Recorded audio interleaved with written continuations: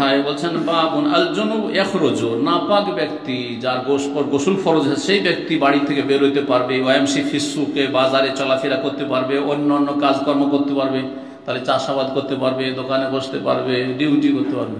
গোসল ফরজ হয়ে আছে আর ডিউটিতে চলে গেলেন অফিসে, জায়েজ না জায়েজ নয়? জায়েজ। বাস কখন জায়েজ নয়?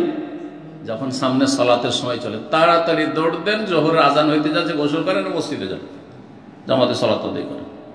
সালাতে রক্ত পান করা যাবে না। বাকি সালাতে রক্ত ছাড়া, মহিলারা কুসংস্কার আছে আমাদের সমাজে, আগের যুগের শাশুড়িরা যে কি জুলম অত্যাচার করতো বউদের ওপর, বাবারি খুব জুলম অত্যাচার করেছে। জানতে পেরেছে যে বউ নাপাক আছে, ওকে হাঁড়ি ছুঁতে দেবে না, চুলার কাছে আসতে দেবে না, হ্যাঁ, রান্নাঘরে ঢুকতে দেবে না, সাথে সাথে বেরিয়ে গোসল করো। আর না হলে কি যে গরম আর কি যে জুলম অত্যাচার, মানসিক মানে অশান্তি করে এই শাশুড়িদের অজ্ঞতার কারণে। অথচ সমস্ত কাজ করতে পারবে, সমস্ত কাজ করতে পারবে। উত্তম হচ্ছে উজু করে না, উত্তম হচ্ছে তাও ফরজ নয়, আবার উজু করে নিয়ে পাকশাক করুক, এটা হচ্ছে উত্তম। কিন্তু যদি উজু নাও করে তাও জায়েজ। আমি বলছি না যে উজু করবে না, উজু করে নেন, ভালো ফ্রেশ থাকবেন আপনি, আপনার নাফাকিটা অনেকটা হালকা হয়ে যাবে, মানসিক দিক থেকেও ফ্রেশ থাকবেন, শারীরিক দিক থেকেও আপনি ফ্রেশ থাকলেন। উজু করে নিয়ে তারপরে কাজকর্ম করেন, পুরুষ হোক অথবা নারী হোক। জোহরের সময় হতে যাচ্ছে আর বিলম্ব করিয়েন না, ফজরের সময় হতে যাচ্ছে আর বিলম্ব করিয়েন না। রাত্রে 8টা 9টার পরে সমাবেশ হয়েছে অথবা স্বপ্নদোষ হয়ে গেছে, জরুরি নয় যে সাথে সাথে দৌড় দিতে হবে গোসল করার জন্য।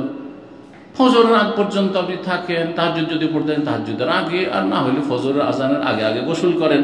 সহুর যদি করতে হয় তো সহুরের আগে গোসল করেন, বা সহুরের পরেও গোসল করা যায়, ব্যাস সালাতের জন্য।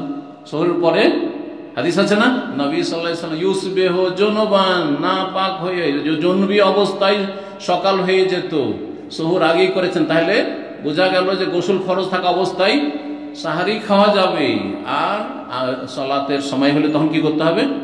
গোসল। আজানের পরে গোসল করেন, কোনো অসুবিধা নেই, আজানের পরে গোসল করতেন। ঠিক।